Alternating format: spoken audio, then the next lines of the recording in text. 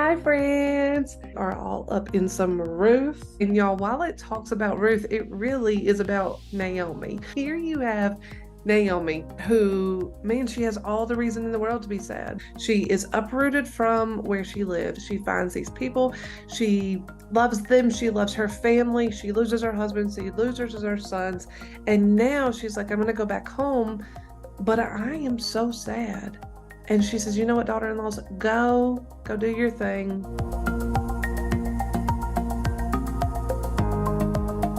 Even in the worst of things, even when it's super, super hard, we have a choice of our mindset and how we want to think about things. When Naomi heard in Moab that the Lord had come to the aid of his people by providing food for them, she and her daughter-in-laws prepared to return home from there. So she has this blessing. She has something to be thankful for, something to be excited about. And she's like, no. And sometimes we feel like God has left us. We feel like God has taken like all he can take, and we are at our wits' end. And the thing about it is that she was so wrapped up in her negativity, she couldn't see the good that was happening in her life. When Naomi realized that Ruth was determined to go with her, she stopped urging her. How often in our negativity do we push good people away from us? You know, Naomi was so sad. When she got back home to her people, she labeled herself bitter. Bitter. Do not call me Naomi, she said. Call me Mara, which means bitter. Man, what kind of labels do we attach to ourselves?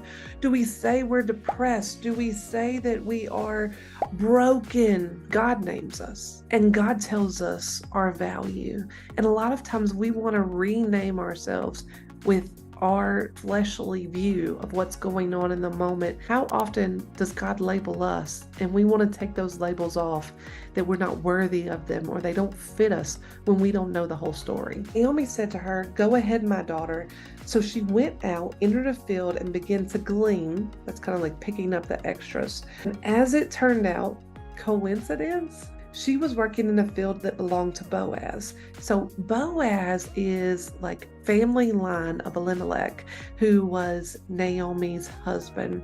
And in that time, in that culture, there was this thing called a guardian redeemer. And so what would happen is if the men died, one of the guardian redeemers in the family could come in and they could redeem the family line. So it would be like Boaz would come in and take the land, take the wives in a good way, not a bad way, and he would redeem the family name. Boaz asked the overseer of the harvesters, who does that young woman belong to?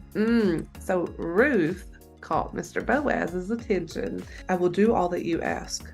Huh? All the people of my town know that you are a woman of noble character. So he's like, yeah, I'll hang out with you. We'll do it. We'll make it happen. Because you have noble character. Again, what kind of people did Naomi have around her? When you are struggling, when you are sad, when you are depressed, what kind of people do you have around you? All this is doing is showing us an example of the kind of people that Naomi, the person who had labeled herself as bitter, has around her in her life. Although it is true that I am a guardian redeemer of our family, there is another who is more closely related than I. Stay here for the night, and in the morning, if he wants to do his duty as your guardian redeemer, good. Let him redeem you.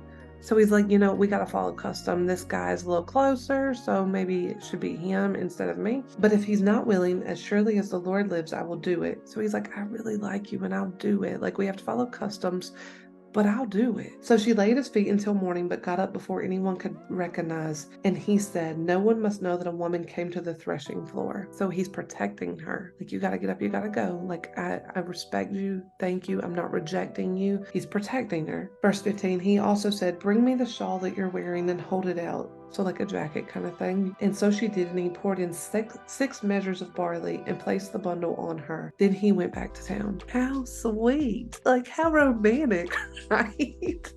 Verse 16, when Ruth came to her mother-in-law, Naomi asked, how did it go, my daughter? It's almost like a first date, y'all. Then she told her everything Boaz had done for her and added, he gave me these 6 measures of barley, saying, do not go back to your mother-in-law empty-handed. Then Naomi said, verse 18, wait, my daughter, until you find out what happens, for the man will not rest until the matter is settled today. So Boaz is having this meeting with this guy, but he's also having witnesses because he wants it to be legit. Y'all, it almost sounds like Boaz is a man of noble character as well. Was it coincidence that Ruth just happened to be working in this field? Was it coincidence that he just happened to be her guardian redeemer? Or does God love us and care for us and want us to have good and to have the desires of our heart when they align with Him? And it just makes my heart so happy that it's when we're sad and we hold out and we have faith and we keep going, how He takes care of us. So Boaz was a man of noble character, it seems. It says right here, then he said to the guardian redeemer, Naomi, who has come back from Moab, so the mama, is selling the piece of land that belonged to her relative Elimelech. I thought I should bring the matter to your attention and suggest that you buy it in the presence of these seated here, in the presence of the elders from my people. If you will redeem it, do so. But if you will not, tell me so I know, for no one has the right to do it except you, and I am next in line. And the man says, I will buy it. Naomi is selling the land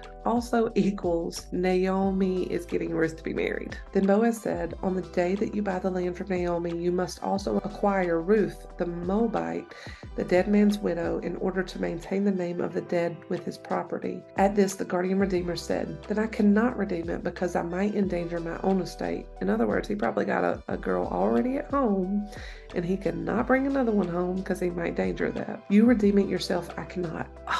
Smart man, Boaz. Smart man. Y'all, they get to be together. Then Boaz announced to the elders of the people, today you are witness that I have bought from Naomi all the property of Elimelech. I have also acquired Ruth the Moabite as my wife in order to maintain the name of the dead with his property, so that his name will not disappear from among his family or from his hometown. Today you are witness. Then the elders and all the people at the gate said, we are witness. May the Lord make the woman who is coming into your home like Rachel and Leah, and who together build up the family of Israel. May you have standing and be famous in Bethlehem throughout the offspring of the Lord gives you by this young woman. May your family be like that of Perez, whom Tamar bore to Judah. So the witnesses are speaking over Ruth for her to have children. So it's almost like the things that were taken away are being given back. Naomi gains a son. Y'all, that's the subtitle of this. You mean the Naomi that was sad, that couldn't see God's label on her anymore, who was alone, alone from her spouse and her sons. But God put this person in her world who changed everything. Who is God putting in your world? Who do you need to cling to? And sometimes our plate is so full that we can't put anything else on it. And it makes me think about our plate of people. Is your Ruth on your plate, or is it so full of other things and other people that don't have your best interest at heart that you have no room for a Ruth in your life? So Boaz took Ruth, and she became his wife, and when he made love to her, the Lord enabled her to conceive, and she gave birth to a son. The woman said to Naomi, praise be to the Lord, who this day has not left you without a guardian redeemer. God never left you, girlfriend.